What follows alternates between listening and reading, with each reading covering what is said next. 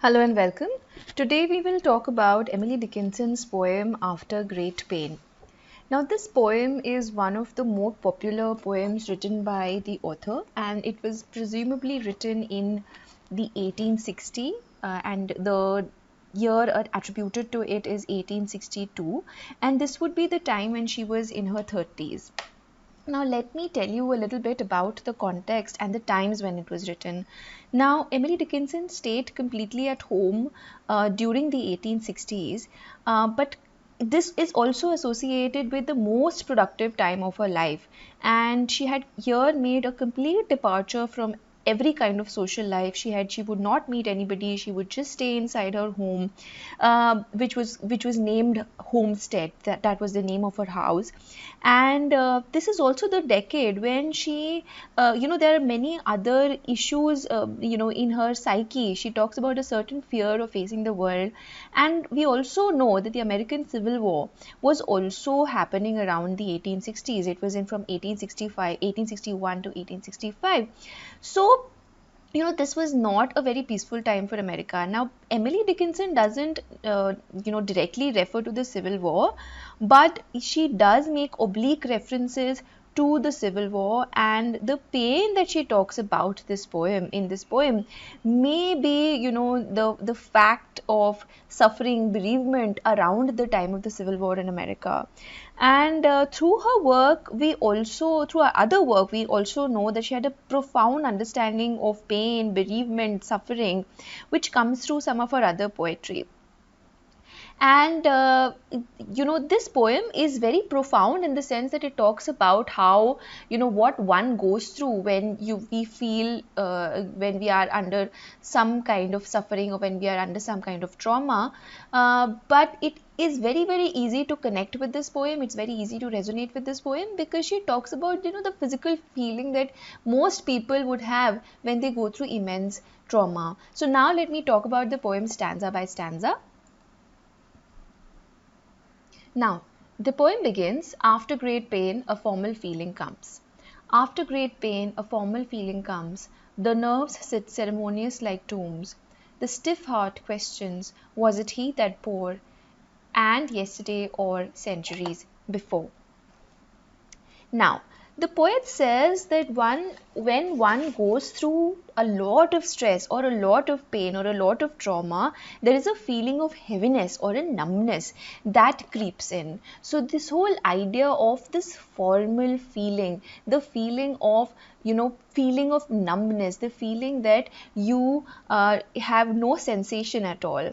And then she goes on to say the nerves sit ceremonious like tombs, and tombs, which here means, when tombs stand like structures to commemorate the dead, they just perform an aesthetic function, right? They don't move. There's nothing that the tombs really do.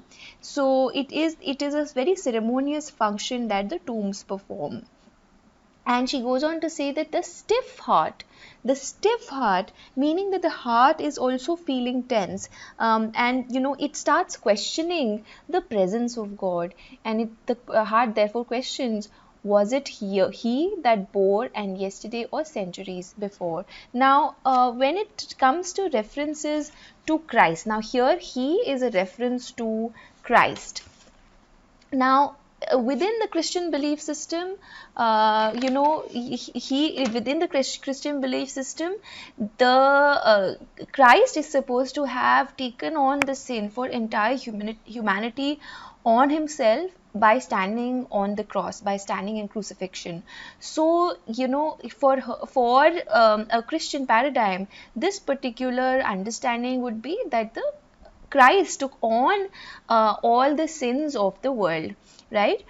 So the heart here questions whether it was Christ who bore the sins of humanities. Was it yesterday or was it centuries ago? Now, why would she make this reference to something being yesterday or something being centuries before? Now, let me first talk about Emily Dickinson's relationship with religion. Now, from what we understand from her life story is that she was not a very conservative follower of Christianity, and we know this because while most people in New England, where she was living, within her family and within her neighborhood, these people are very strong, staunch Puritans.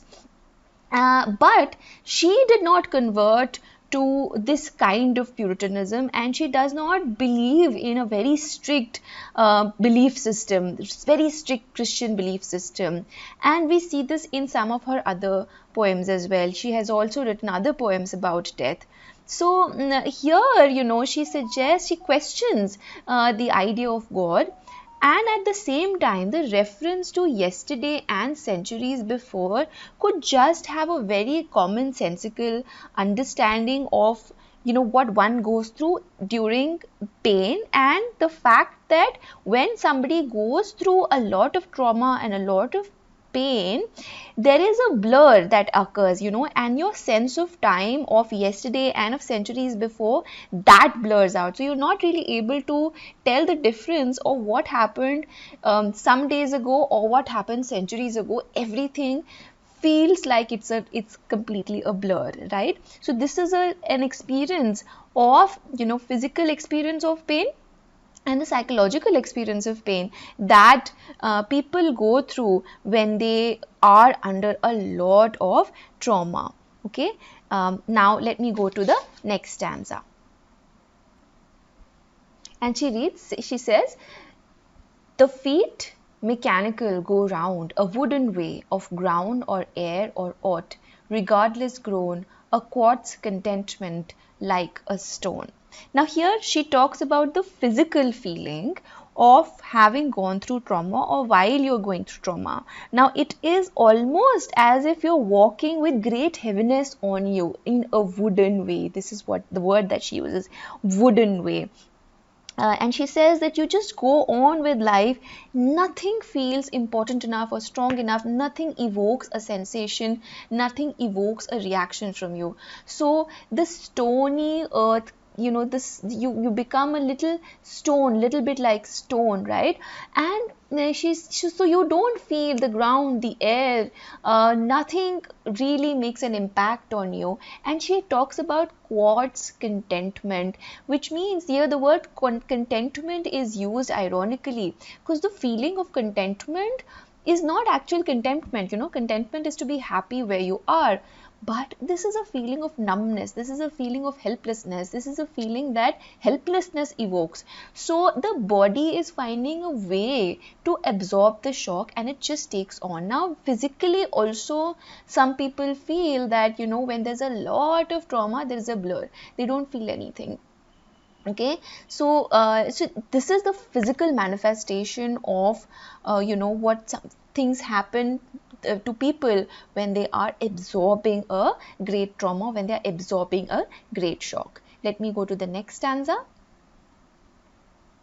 Now let me read the last stanza. Finally she says, this is the hour of lead, remembered if outlived, as freezing persons recollect the snow. First chill, then stupor, then the letting go.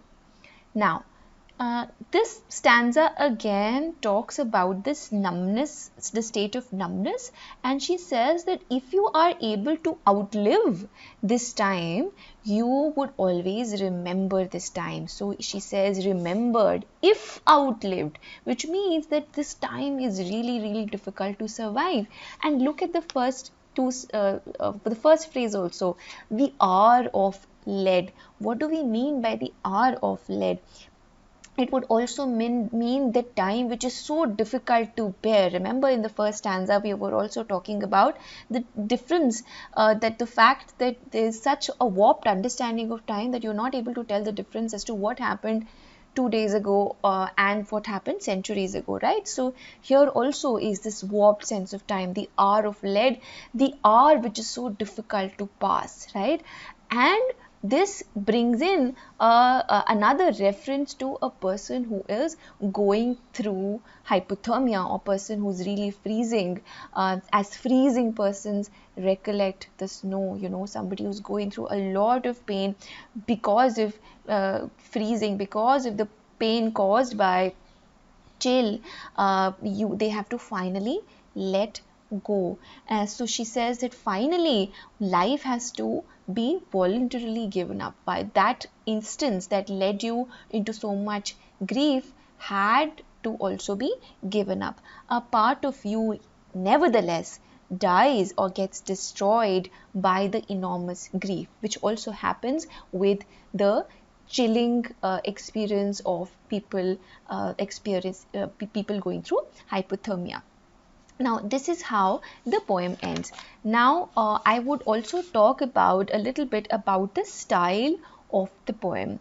Now Dickinson's style is unique for the unconventional punctuation. Now throughout the poem, if you notice, she is punctuating her lines, she's punctuating her sentences rather unconventionally. You see, you know, the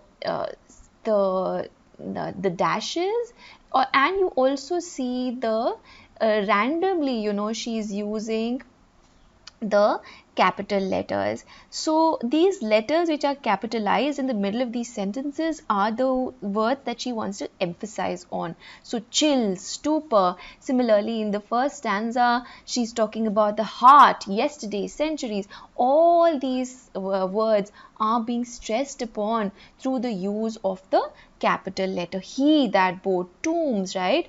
You also notice that she uses partial rhymes a lot. So comes and tombs is a kind of a partial rhyme. It's an imperfect rhyme, but she uses this very often in her poetry.